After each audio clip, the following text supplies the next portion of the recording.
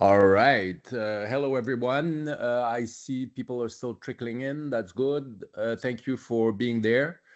So this is our very successful, I think, MOHCCN seminar series that Véronique and colleagues are putting together. And of course, people from the centers are participating in. Thank you, all of you, for being there. So today we are hosting people from the Prairie Cancer Consortium. And we have, of course, clinicians, scientists, patients. We have some of our partners from the Terry Fox Foundation also attending. So welcome, everyone. And without further talking, I will pass this on to Véronique. Merci beaucoup, André. Bienvenue à tout le monde and welcome to everyone. I'll start off with just a little bit of housekeeping. We will be keeping questions to the end of the session, so you can either use the Q&A function, which is on the top of your screen. There are two little speech bubbles with a question mark, or you can wait until the question session at the end when you can raise your hand, which you can also find at the top of your screen, the little hand cartoon.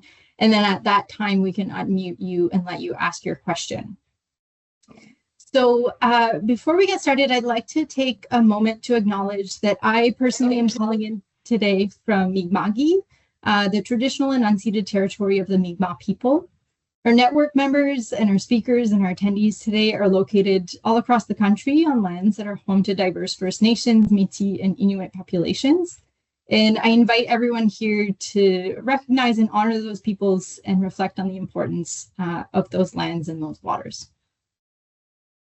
So I would also like to introduce my co-chair, Christine. Christine is an inaugural member of the network's patient working group. And on top of all of the work that she and the group are already doing, Christine generously volunteered to co-chair actually her second seminar. So she did this last year as well. So thank you so much for joining us, Christine.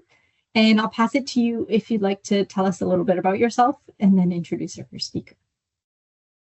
Okay. Hello. I'm Christine. I'm a lung cancer survivor for 10 years. 10 years ago, I received a life-changing diagnosis of lung cancer that had spread to my brain. This news was delivered to me in the emergency room.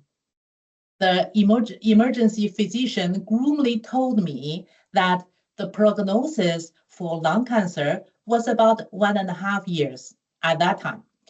And it was even bleaker with brain metastasis. Yet here I am a 10.5 years survivor, thriving thanks to the power of precision medicine. Remarkably, I have been on the same first-line targeted therapy medications for 10 years. Today, I'm dedicated to bring a voice for patients in cancer research. I serve as a panel member for the Cancer Grant Challenge, an initiative jointly funded by Cancer Research UK and the National Cancer Institute in the USA. Additionally, I lead patient advocacy for 4 different research teams at Canadian universities, where I work tirelessly to enhance patient involvement and engagement in the research process. I also contribute my insights as a member of the trial selection board at the German Cancer Research Center, where I review academically motivated clinical trials throughout Germany.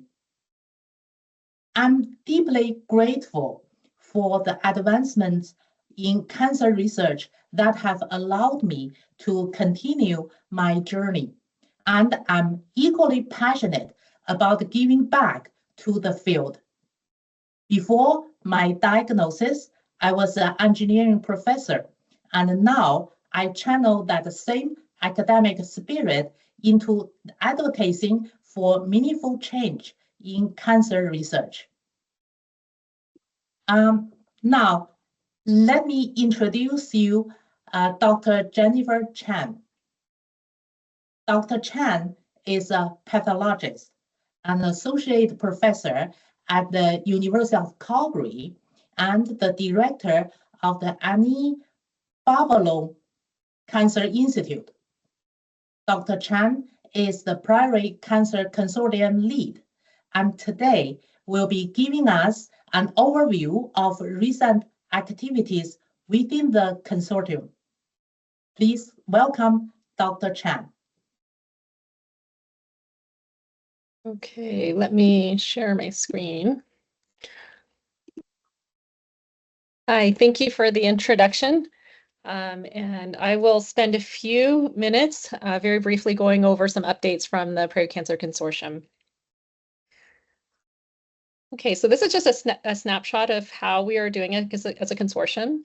As you know, our consortium is made of the cancer centers in Alberta, Saskatchewan, and Manitoba, covering these institutions, Calgary, in Edmonton, Winnipeg, Saskatoon.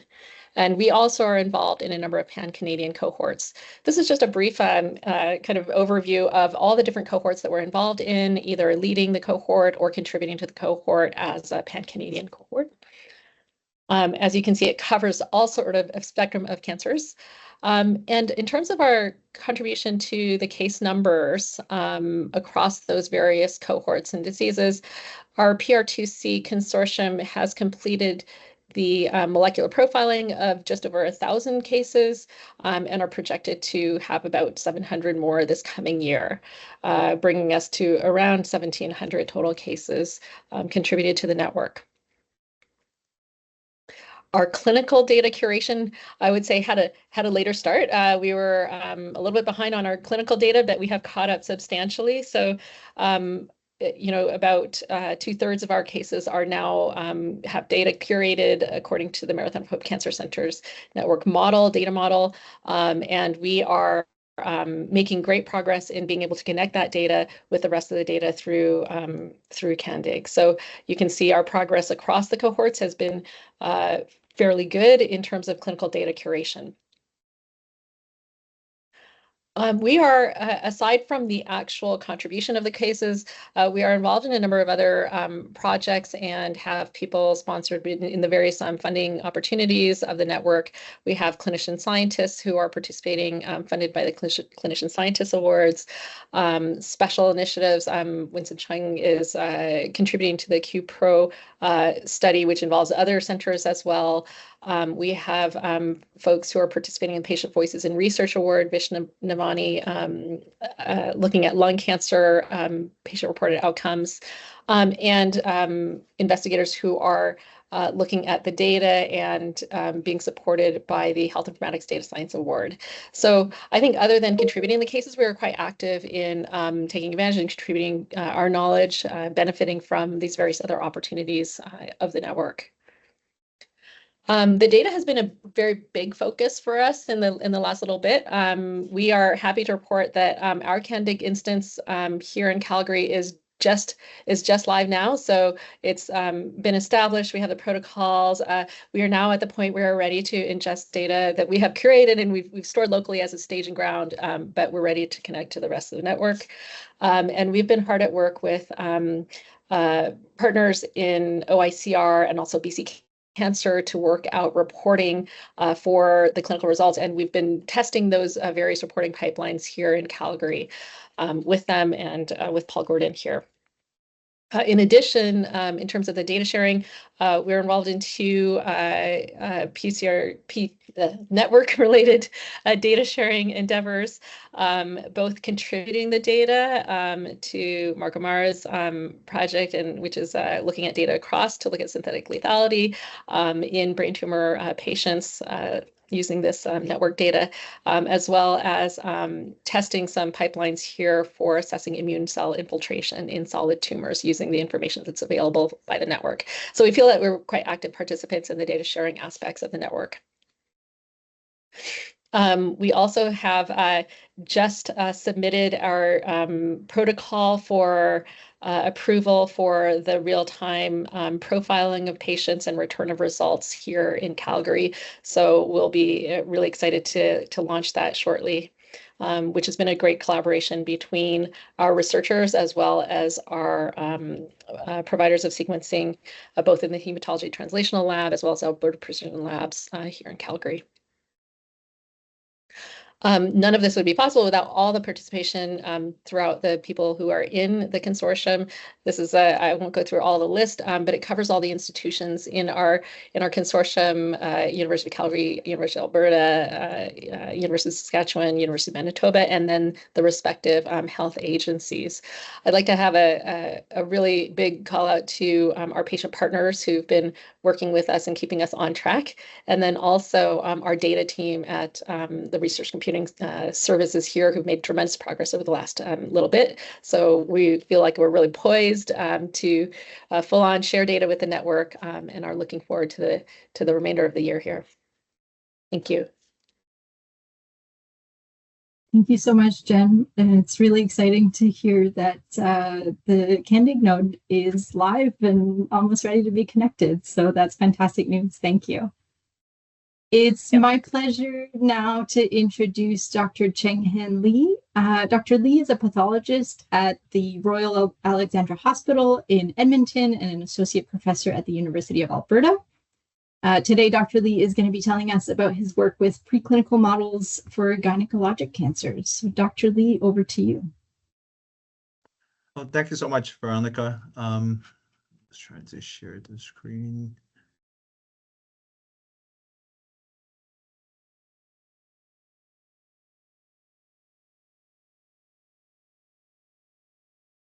Can you see my screen? Yes. Okay. Yeah, thank you so much for the invitation to just discuss some of the research work we are doing here in Edmonton that sort of leverage the TFII's, the Marathon I Hope sponsored sequencing activities and some of the other molecular profiling activities. And I just want to kind of illustrate a few examples of how that sort of led us to potentially clinically translatable findings. And here are my disclosure slides. And I think, for part of the reason why we're all here today is because of, NGS and where sort of it took off in around the 2010s. And it was an exciting time. I was in Vancouver at the time as well. And that's where, I think on the cancer of gynecologic tract, we, in the last decade and a half, we gained significant insight regarding the genomic makeup of these cancers. Traditionally we use histologic classifiers, but now more and more we are using more integrated molecular classifier that builds upon existing histologic classifiers, and which allow us to do a better job of identify biologically unique subsets and also prognostically and therapeutically relevant subgroup of patients. However, the challenge is that, and for those of you who have seen the WHO Blue Book in pathology, is that in every single organ system, the book, I would say in the last 2 decades, has probably doubled or tripled in volume size in terms of the page numbers. And just because, reflecting the fact that they're just more and more biologically unique subset of entity or unique entities that we are uncovering. And unfortunately, I would say in the case of gynecologic tract cancer, for most part, and there are some exceptions, in the last decade, but for most part, the treatment has been like one drug treats all type of approach, platinum and taxane-based chemo, and in this modern molecular era, I think it's becoming questionable whether all the different molecular variety of groups is platinum and taxane-based chemotherapy the best approach for these patients. And actually part of and particularly for molecular unique and biologically subset of, say, endometrial cancer, ovarian cancer types, I think those assumptions are likely not going to be correct, and so we need to really target preclinical, and the challenge with some of these tumor type is that once you start to split the ovarian cancer and endometrial cancer into 10% or 5% subset, the cohort is fairly small, and it's really difficult to gain therapeutic insight through through clinical studies, and I think that's where you encounter a bottleneck for these kind of biologically aggressive but less common subset of tumor types, and I think that's where a couple of years back we decided that we really have, as pathologists, we really have to be much more involved in development of these aggressive, less common cancer types. Much like a microbiologist, if you encounter a multi-drug resistant and antibiotic resistant bacteria, you're going to isolate it, and you're going to actually share, with the research community to find better drugs. And very much the same way, I think the role of, anatomical surgical pathologies is the same.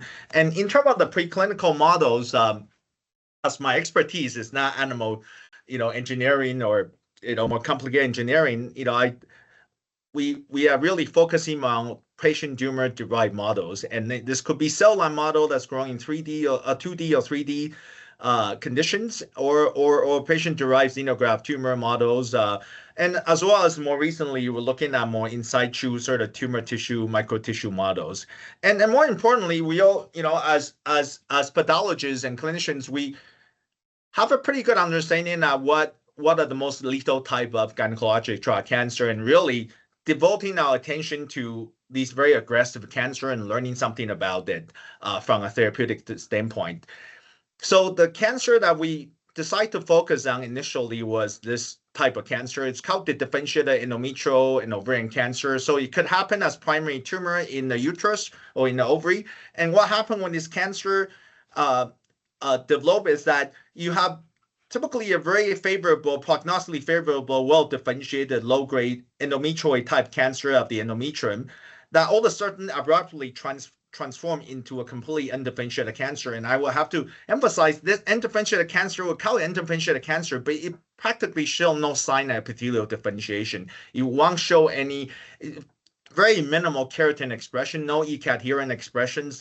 And when you do actually gene expression profile analysis, all the marker that SOX10, different stem cell marker gets strongly activated, upregulated in the undifferentiated cancer, and all the epithelial differentiation marker drops. And so it really is a cancer that went on warp speed, and it went from a very prognostically favorable low-grade cancer and went on warp speed to a completely undifferentiated stem cell-like cancer. And a number of years back, we implicated inactivation of core-Winston complex protein, S3-E4 or core inactivation of both AR1A and 1B in this condition. And after further biological study, it looks like you need to inactivate core-Winston complex protein. The epigenetic landscape need to shift, but all these happen in such a short period of time and so abruptly that in terms of the human cancer, it goes from a well-differentiated, completely undifferentiated component. And this kind of disease, whether it's in endometrium and ovary, it's highly aggressive. There are not too many gynecologic tract cancer where when it's not surgically resectable, and that's stage 3, 4 for endometrial cancer and stage 2 to 4 for ovarian cancer, that the survival essentially, and this is despite conventional chemotherapies, it's dismal. It's, all the patients, nearly all the patients die within a year after the initial diagnosis, and the median disease-specific survival for the DEC is 4.5 months, and DDOC is 3 months.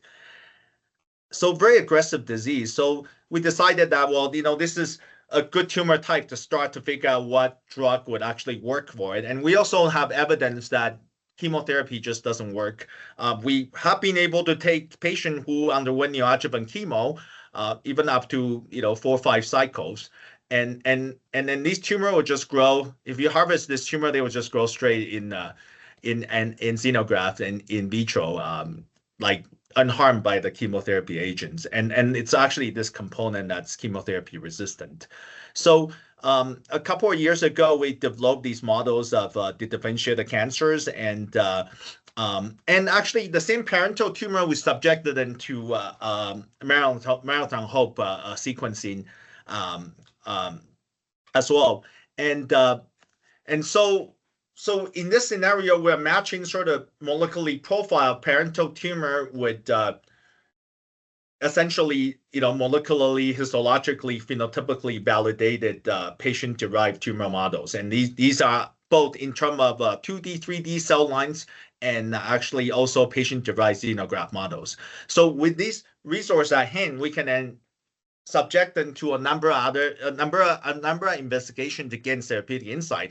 And I thought, in working with Franco Vizirkumar and Frederick in Saskatchewan Cancer Agency, we decided that, well, we don't know much about how this tumor, we know our current drug doesn't work, or it's not sufficient to suppress tumor growth in these patients. Let's just do a drug screen, a high throughput drug screen with 3,000 compounds they have in their robotic library system there, and let's call it pharmaceutic omics. It is an omics, just screening to see what drug works. And we couple with other actually omics, multi-omic analysis to gain insights. So, they sort of try-it-all approach to precision medicine, which is, leveraging the fact that maybe the best way for precision medicine is just to try everything and see what actually worked for the patients, right? And so we're able to do this. And what happened is that, surprisingly, we identified some drugs that wouldn't have been sort of our top guess on the candidate drug list. For instance, several cardiac glycosides showed up as positive hits in the drug screen on these 3D, and this is 3D spherical model of the differential endometrial cancers. And then we were then able to kind of look at the dose response curve. The tumor DDEC differential cancer is in green, and then the three lines, endometrial cell line below are non-differential endometrial cancer cell line. And essentially, there is about a tenfold much lower IC50, at least tenfold in the differential endometrial cancer versus non-differential endometrial cancers. And this is testing on both digoxin and digitoxin, which are sort of both cardiac glycosides.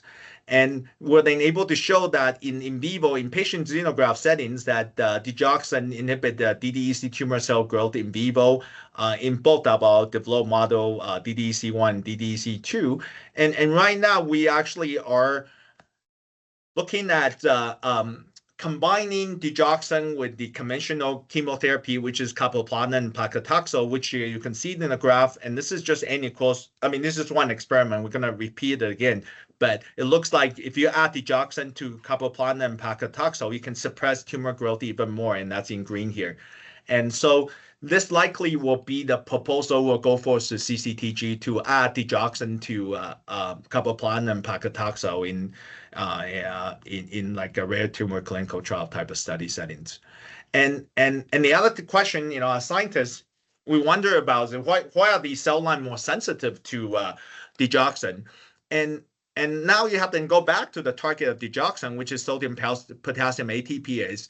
And it turned out that the differentiated cancer, and actually we've done enough analysis now that cancer lines that are more sensitive to digoxin, they express overall lower level of sodium potassium ATPase. And keep in mind, sodium potassium ATPase is comprised of alpha and beta subunits, and they are 4 alpha and 3 beta. And they also seem to express different profile of these isoforms too. So I think it's a combination of both of those. And when we look at the using gene expression profile analysis, look at what, how does digoxin induces changes in cells intracellular signaling. We've identified it actually end up triggering apoptosis, and this led us to sort of speculate that perhaps the anti-cancer mechanism and the fact that DD differential cancer is more sensitive to digoxin is that it express lower level of sodium potassium ATPase and perhaps some isoforms with some isoform predilection as well, which make it actually more susceptible to the digoxin, which then could actually suppress what happens when you block sodium potassium ATPase is that the sodium then have to get extruded somehow to maintain osmolar balance, and then they default to using sodium calcium exchanger, which then by extruding sodium you then bring in calcium, and that increasing intracellular calcium is probably what triggering apoptosis. Pooja Praveen Kumar, who is the PhD student working on this, is doing calcium imaging and correlating that with apoptosis at this point, and hopefully soon we'll have some data to share. The other approach we decided to take was that, and like I said, we have these models available and these cell lines, and xenograft model is to kind of look at the tumor, interesting question, the tumor in microenvironment, and using multiplex immunochemistry profiling analysis coupled with whole genome sequencing on the cell line models to gain some insight. And one thing I didn't mention is that these differentiated cancer, I mean, about 70% of them are actually MSI high or mismatch repair protein deficient. So these tumor, and we sequenced them before, they have lots of sort of pathogenic mutations that should result in a lot of neoantigen sort of being present. And how does such a tumor with such high neoantigen load, how do they end up behaving so aggressive and metastasize to adrenal gland, brain, and all sorts of unusual site that's not classic for endometrial cancers? And so we hypothesized the differentiation is associated with some with activation of a number of immune evasion mechanism. And for this analysis, we collaborate with folks from Bologna, Italy, where they actually use multiplex immunochemistry platform to then separate actually tumor immune microenvironment broadly into inflamed, exclude, and desert type. And desert type just means that there is no inflammatory immune cells nearby at all inside the tumor, around the tumor. Excluded means that the inside intraepithelial area of the tumor, inside the tumor is immune poor, and then you have the immune cell in surrounding on the outside. And then inflamed means that you have immune infiltrate inside and around the tumor. And what we end up seeing is that when we did this analysis on about a little bit like 14 cases of the differentiated cancer, is that in many instances, in a well-differentiated component, they go from an inflamed spatial immune phenotype to an excluded immune phenotype. That means that the lymphocytes all of a sudden are not getting inside the tumor anymore. They just kind of stay outside around the tumor, on the periphery of the tumor. And this is an example of what happens. So the interventional carcinoma is in this H&E slide is depicted on the left side, and the differentiated carcinoma is on the right side. You can see that the right side is still quite a bit of CD8 positive intraepithelial lymphocytic infiltrate, whereas on the left side, the undifferentiated carcinoma is just sparse CD8 positive lymphocytic infiltrate. The other thing we notice is that these PD-L1s are expressed by macrophages, presumably M2 macrophages. In a well-differentiated component, it's actually fairly low in this PD-L1 positive M2 macrophage population. But however, in the in an undifferentiated component, we see actually much more prominent infiltrate PD-L1 positive, presumably M2 macrophages in there. And the other clue that why this might be the case come from staining of HLA1, which MSC1. In the differentiated component, the tumor cell shows intact expression of HLA1. However, in the undifferentiated component, it shows complete loss of HLA1. So, and this is just diagrams showing these changes. But so with this sort of immune profiling analysis, we're able to identify two main immune evasion mechanisms. One is increased infiltration of immunosuppressive cells, which are PD-L1 positive, presumably M2 macrophages. And then also silencing the HLA1, which means that you have the tumor cell do not present these neoantigens in these MSI high cells, and therefore it doesn't trigger. It doesn't even attract a CD8 positive cell. And presumably the CD8 positive cell in the periphery of the tumor, because the cells still die and the neoantigen get released and get absorbed by macrophages around the tumor, but then they just don't know who to attack because these cancer cells are in stealth mode. So one thing I want to emphasize is that all MSI endometrial cancer are eligible for pembrolizumab, for immune checkpoint immunotherapy. However, in this scenario, even if you block PD-L1 interaction from the macrophages and reverse that, the tumors still don't express HLA1. So that means that the efficacy of immune checkpoint inhibitor is likely not going to be optimal if the tumor doesn't express the antigen on the surface. And so our question is that, having observed the loss of MHC1 expression or HLA1 expression, our question was that, well, can we reverse this actually? Is this a reversible loss? Can we reverse it in the differential endometrial cancer? So we have these two models, DDEC1, DDEC2. And the canonical way of actually restoring that is through interferon gamma and interferon gamma receptor pathways.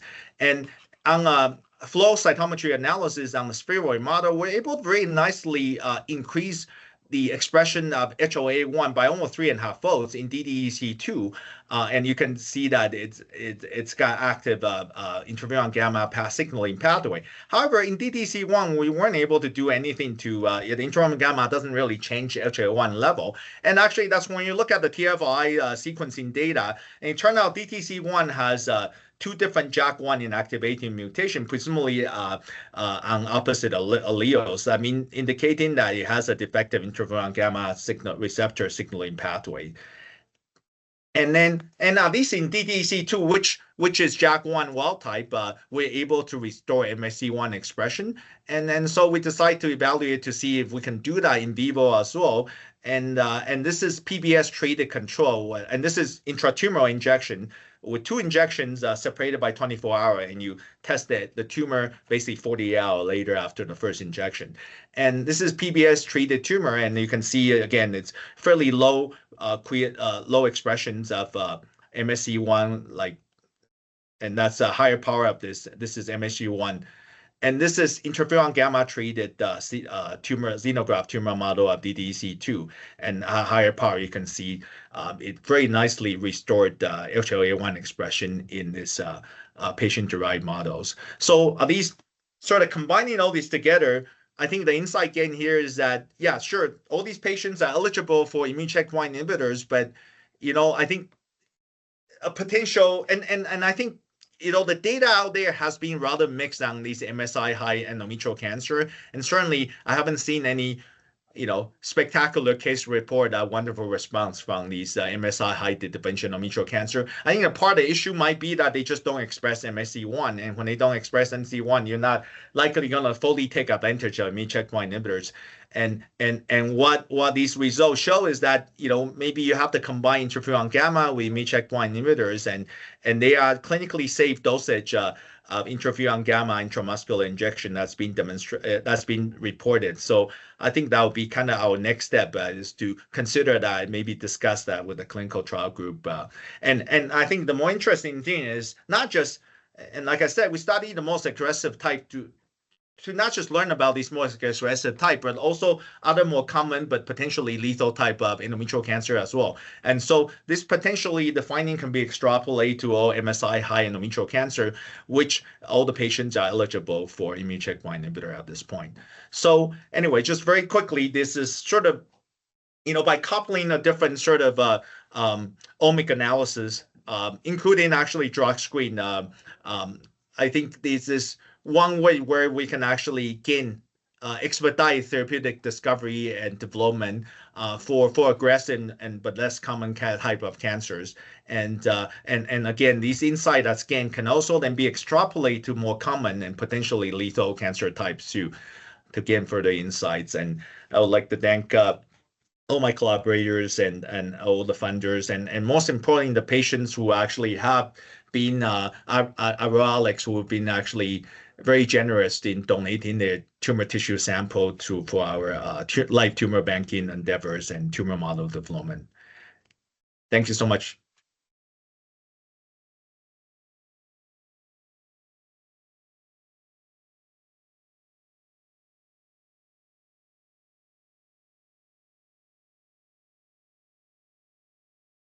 Okay, thank you, Dr. Lee. And now let me introduce you Dr. Arun Chanda.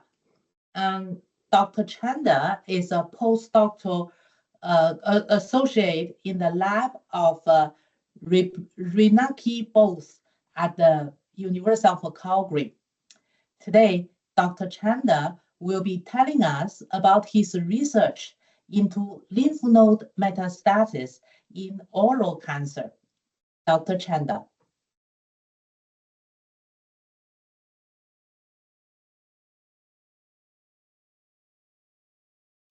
Thank you, Christine, for the introduction. Can everybody see my slides now? Okay, yeah. So as she mentioned that I am a postdoctoral associate in the post lab, and today I'll be talking about data that have come out of our sequencing of the Marathon of Hope samples, where we are looking at a multi-omic analysis of what's driving lymph node metastasis in oral squamous cell carcinoma. To begin, I would like to start by recognizing that the land on which we gather and learn and collaborate is the traditional and ancestral territory of the Treaty 7 nations. This includes the Blackfoot Confederacy, comprising the Siksika, Piikani, and Kainai nations, as well as the Tsuut'ina Nation and Stoney Nakoda nations. We also acknowledge that Calgary is the home to the Métis people. We honor the deep ongoing connections these nations have with the land, water, and all living things. Their stewardship and knowledge have sustained this land for generations, and we are grateful for the teachings they continue to share. Coming to the project, a brief to start off. Now, Terry Fox, our guiding light, famously said that if he could not finish the Marathon of Hope, we better continue. And that is the philosophy that the Marathon of Hope, is it not? Slides are not moving. Yeah, that's the philosophy that the Marathon of Hope Cancer Centers Network continue, and this study is just a drop in that bucket. Now, the problem that we are trying to tackle with this analysis is that oral squamous cell carcinoma, which is the most common form of head and neck cancer, and it affects about 300,000 individuals worldwide, and it is expected to steadily increase in the coming years. Now, the major risk factors are many, but the major ones are tobacco use, alcohol consumption, and human papillomavirus infection. However, for the interest of this study, we are focused on only non-HPV or HPV-negative oral squamous cell carcinoma, as the other one is a very distinct disease with significantly better prognosis. Now, unfortunately, the 5-year survival of HPV-negative OSCC hovers around 50%, and this is largely due to the late diagnosis when cervical lymph node metastasis or the metastasis to the lymph nodes on the sides of the neck have already occurred. Now, the standard treatment combines surgical resection with adjuvant radiotherapy and, in very few cases, chemotherapy. But response is still limited with a significant chance of relapse, which is greater than 20%. Now, this is because the biological predictors of metastasis and recurrence remain poorly understood, poorly defined in this cancer, and majority of the known driver mutations are in tumor suppressors, which are very difficult to target, if at all. So based on some literature review on this and related cancer types, we hypothesized that somatic alterations that regulate chromatin states and associated gene expression pattern can drive worse outcomes, including lymph node metastasis and recurrence. Now, the methods that we used is we took 60 HPV-negative OSCC patients, 34 with pathologically confirmed lymph node metastasis, and 26 with node-negative controls, alongside matched normal tissue. Now, we took these biobanked fresh frozen tumor samples and performed different analysis: whole genome sequencing to identify single nucleotide variants, indels, CNVs, and structural variants, whole transcriptome sequencing for understanding gene level changes and also exon level expression changes. TAC-seq for mapping the open chromatin regions and whether that is altered between the two groups. And finally, the genome scale proteomics using mass spectrometry. Now, the goal of this project is to tie up all these 4 data types into a multi-omic integration using different tools like MOHCCCN to uncover latent factors that capture cross-layer variation that is correlated with lymph node metastasis. This is a very overall pipeline of the study. I'm not going into detail, but can discuss later if needed. Coming to my results, starting off with the genomic alterations, when we look at the mutational profile, it reveals an oncoplot which shows which genes are altered in the different tissue or in the different patients. And if you can see, the top few genes that are altered are P53, Notch, CDKN2A, FAT1, which are classical tumor suppressors as previously studied. Again, highlighting the problem with this disease. When we look at copy number alterations, where you have the chromosomes in the y-axis and the gray is the without lymph node metastasis and the orange with the lymph node metastasis, we see these subtle areas in some chromosomes that are significantly altered only in or are enriched in only lymph node positive samples as opposed to lymph node negative samples, and this begs further analysis. But then when we look at the overall tumor mutational burden, that the overall mutation load in the two groups, lymph node positive versus negative, we really see no difference. But when we dive deeper into looking at specific mutations, we detect recurrent non-coding variants, which are not canonical protein coding in the protein coding regions that are enriched in lymph node positive cases, and many which are falling in the regulatory regions of the genome. So we focused on these variants. Historically, these non-coding variants have been ignored with very high focus on just coding variations, protein coding variations. But we found 233 non-coding small nucleotide polymorphisms that overlap with about 1,200 strong transcription binding sites, which is disrupted. And this was analyzed using this pipeline called Motif Breaker. And the enriched family of transcription factors that are altered in lymph node positive versus negative includes the RIT3A, SOX, IRX, FOX family, amongst others. Now, these analyses were complemented by DeepC. It is a deep learning-based model that evaluates chromatin and epigenetic consequences of of SNPs.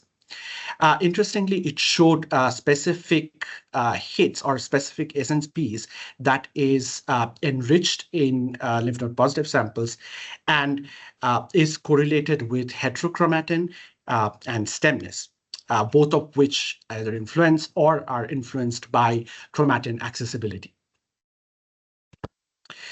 Then to further evaluate that, we performed ATAC-seq, which is an assay to assess chromatin accessibility.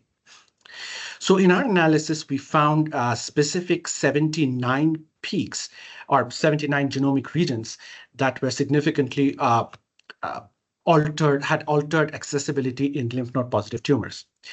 Now, these peaks we found to map to enhancers in enhancers to genes that are involved in cell adhesion, immune modulation, and ECM remodeling. Notably, a few of these loci actually overlap with non-coding variants that were highlighted in my whole genome sequencing previously, so suggesting a potential cis-regulatory mechanism of metastasis. Now, looking at the transcriptome profiling, it revealed about 270 genes that were deregulated in lymph node positive samples versus negative. And then we also looked at differential exon usage to see whether specific splicing variants are occurred in lymph node positive samples. And yes, we saw 19 of these differential exon usage happening. One interesting finding, which I thought to highlight, is the differential exon usage of these oncogene KMD1A, which codes for the lysine demethylase enzyme, demethylase 1 enzyme. It is a very common oncogene in squamous cell carcinomas, but nobody has found any relation to exon usage, and this possibly shows a novel level of deregulation of a known oncogene.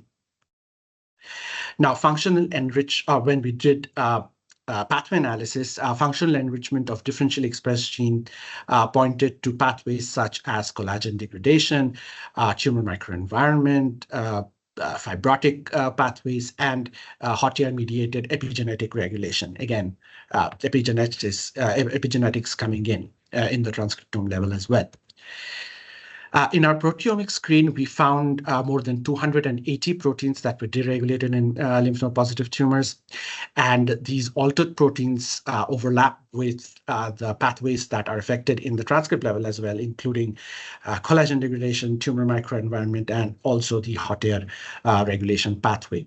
And interestingly, when we looked at the signaling cascades, the TGF-beta signaling pathway also came up as being associated with lymph node positive samples.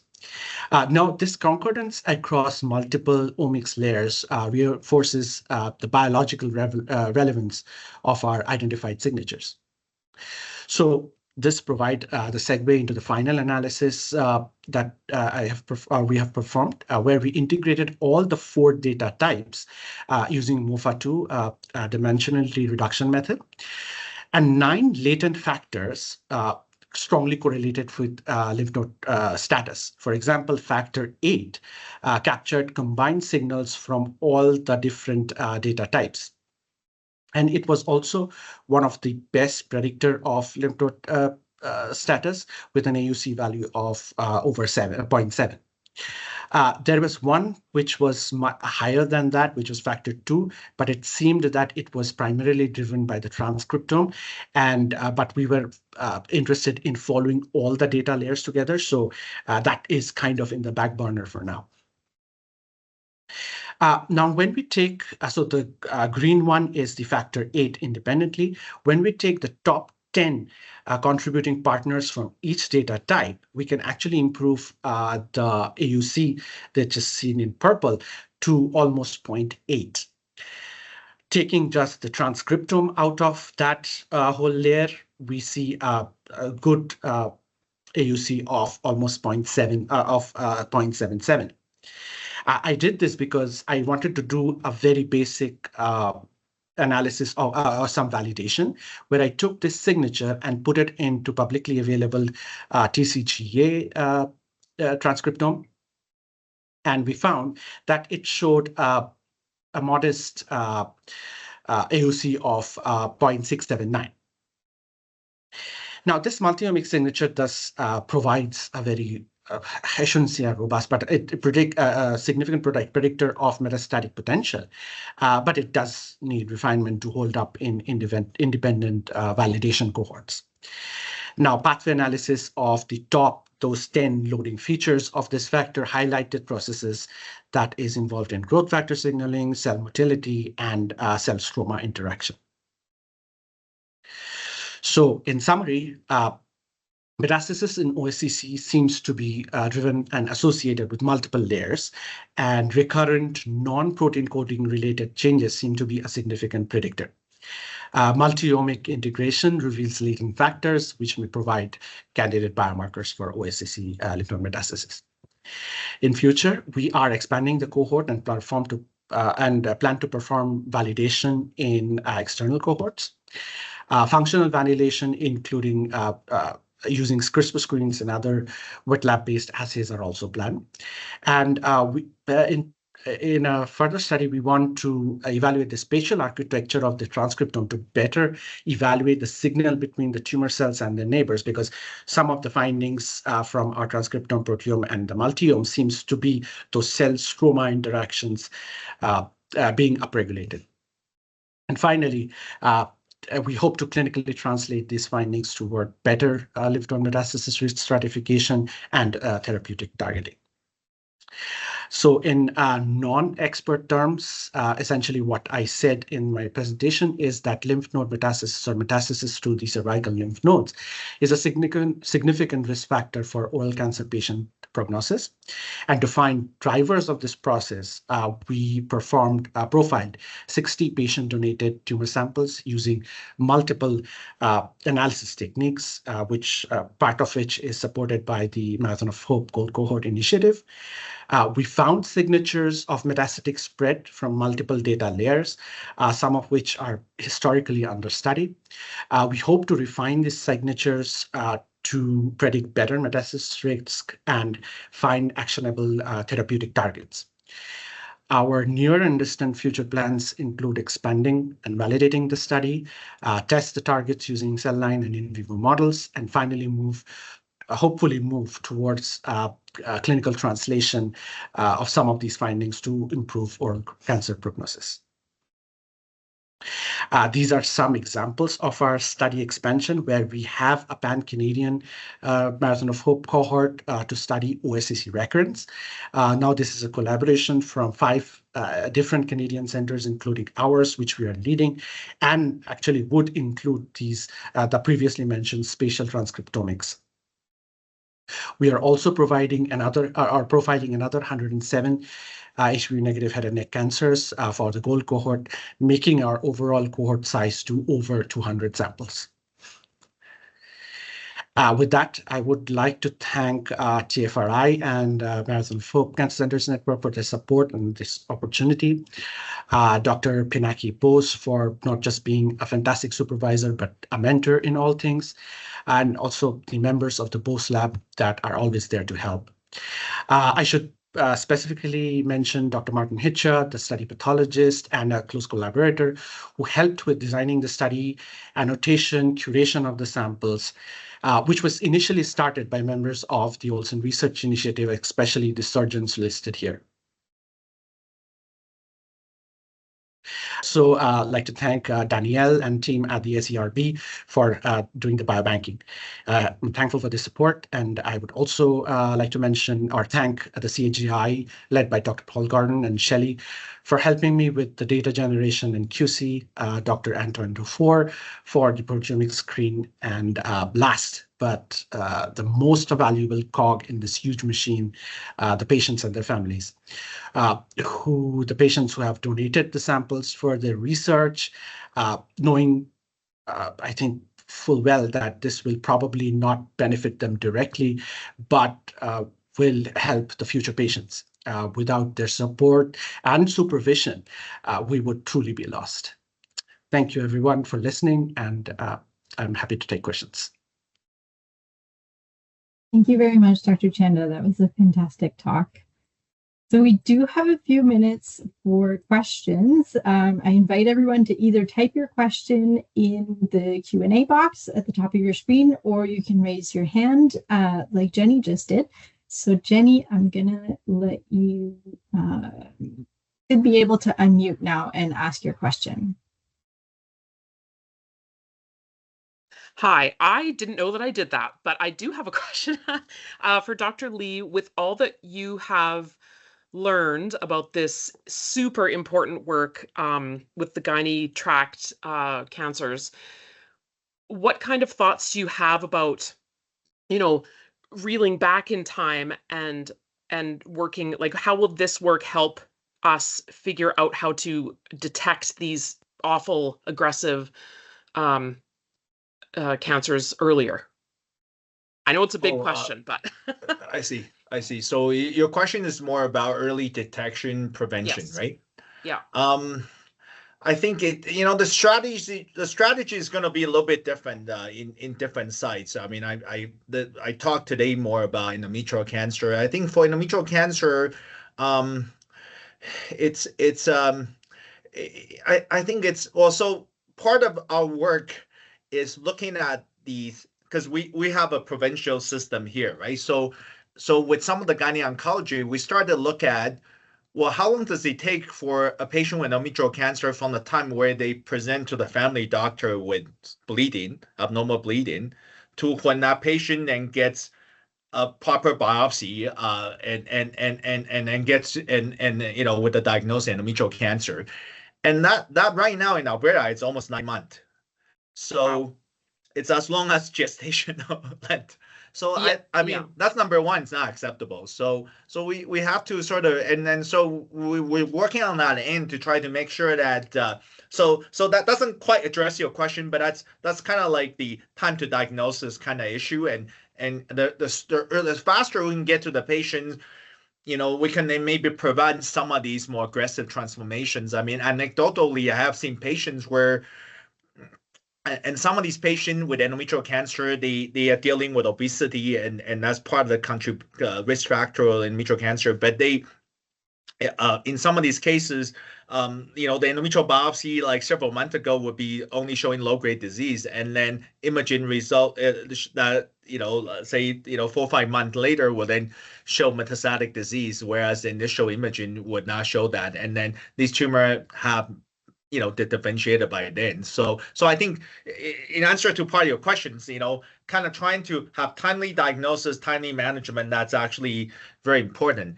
And then I think the other issue is, certainly for some of the higher risk populations, we need to do a better job of recognizing some high-risk early lesions. As pathologists, we do diagnose some of the precancerous lesion in the endometrium as well. So we need to risk stratify those a little bit better.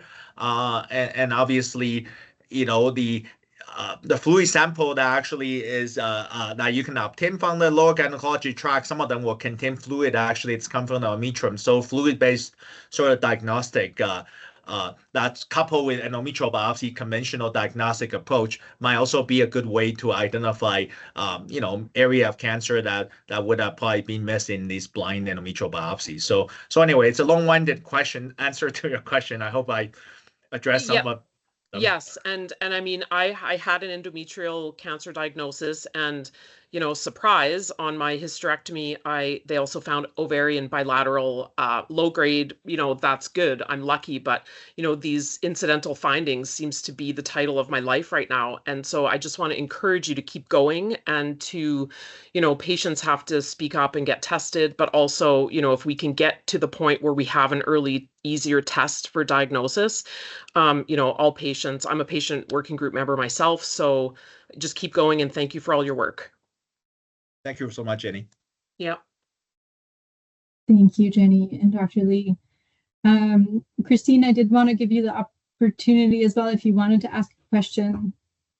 Okay. My question can be answered by Dr. Lee or Dr. Chanda.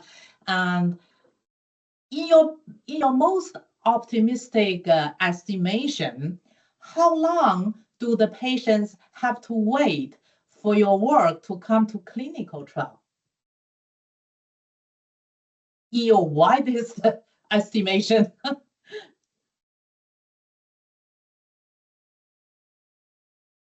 Dr. Chanda, maybe you. Yeah, do you want to go ahead? No, I think, Dr. Lee, you're at a better position to answer this because being a clinician yourself. So yeah, I would defer to you.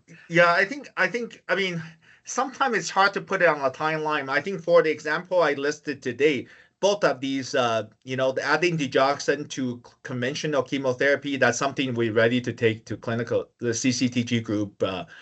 And certainly adding interferon gamma to pembro, that's something. There's a number of clinical trials in NCI clinical trials at the moment, but I think it's trying to bring that to endometrial cancer. That's something that we also going to approach the CCTG group. I think it's, obviously you have to seek endorsement approval from the group, and then funding to support it. But a lot of these are drug trials that, for instance, digoxin is a fairly inexpensive drug. So I think it's one where we could actually bring it to clinical trial fairly quickly. I would say in the next year or so. And obviously it'll take time to accrue the data, but because the disease is so aggressive, I think it wouldn't take too long to actually see if your therapy works or not. Just because, like I say, the median survival is like 3 to 4 months, right, for these cancer. Yeah, and Dr. Chanda, do you have any opinion on your work? Yeah, I would like to echo Dr. Lee's sentiments. It's sometimes very difficult to put a definite timeline on how these things would translate. Unfortunately for me, we are at a very initial stage. We are still identifying and validating these biomarkers. Once we have definite confidence based on our cohort and our validation cohorts, it takes time to validate in the wet lab using cell lines, in vivo models, patient samples, and then it goes into trials, right? And there can be two outcomes from my study. One is just a biomarker that would tell us, okay, this person, based on the primary tumor, could be at risk for metastasis and possibly a candidate for more aggressive therapy, whereas somebody who has a low risk possibly doesn't get that aggressive therapy and has a better quality of life in that aspect. And the other would be finding a biomarker, a targetable biomarker, which is incredibly lacking in oral squamous cell carcinoma. We just have one or two targeted therapies, and they have also lots of effects. So it would be a long, winding process, and we would rather not rush through the process, because we all know that there are caveats to rushing through these. These are like people's lives at stake, right? So it would be a long process, but we want to do a very good job that when it is coming to the patients, that they have full confidence that, okay, things are getting done. But the future seems very promising, right? We hope so. There are so many people, and this fantastic initiative by the Terry Fox Research Institute is amazing. Like, this is one of the largest of its kind in the world, where we are getting together so many people from a full country, getting together to tackle this challenge, and hopefully this will expedite the process so much. Thank you. I just have a couple of questions in the chat. I'll just try to quickly answer them in the interest of time. There is Kuyam Karda from, and they say that, thank you for the great presentation. I was wondering if the OHCC cohort, if there were all smokers or if never smokers were also included, and if yes, one or many of the final variables were associated to tobacco. Yes, we were blinded to the smoking, or we knew the smoking status, but we did not take that into consideration when we are pulling the cohort. Unfortunately, smokers or tobacco users are 3 to 4 times at risk of developing oral cancer. So they were a significant majority, but we do have never smokers in our cohort. And we haven't really looked at these multivariate analysis where we are benchmarking our biomarkers to the already known risk factors, but that is very important as a final step for validation of our biomarkers. Yes. And I hope I answered that question. And there is another question from Victor Ling. Dr. Chandra, were you able to sequence different lymph nodes from a single patient? Are the lymph node metastases from a single patient very similar or different? I'm sorry, it probably wasn't very clear. We did not sequence the lymph node metastases. We just the primary tumors. Our idea was there is already changes in the primary tumor that can either predict or is associated with the development of lymph node metastasis, and we want to catch them early in the primary tumor stage, where before they have metastasized, so that we can actually prevent the metastasis actually happening and improving the lives. And also, a side note, just getting lymph nodes metastasis, like lymph nodes are tiny, right? To get lymph node samples is somewhat difficult. So that is also a challenge. But yeah, those could be future directions as well. Okay. Thank you very much for both of your talks, Dr. Lee and Dr. Chanda. I think we lost Dr. Chan, but thank you to all three for the wonderful talks and for taking questions. And thank you to everyone who attended. We had a great attendance today. So our next seminar is in November, so keep an eye out. We already have registration open for that. Keep an eye out on your email for invitations.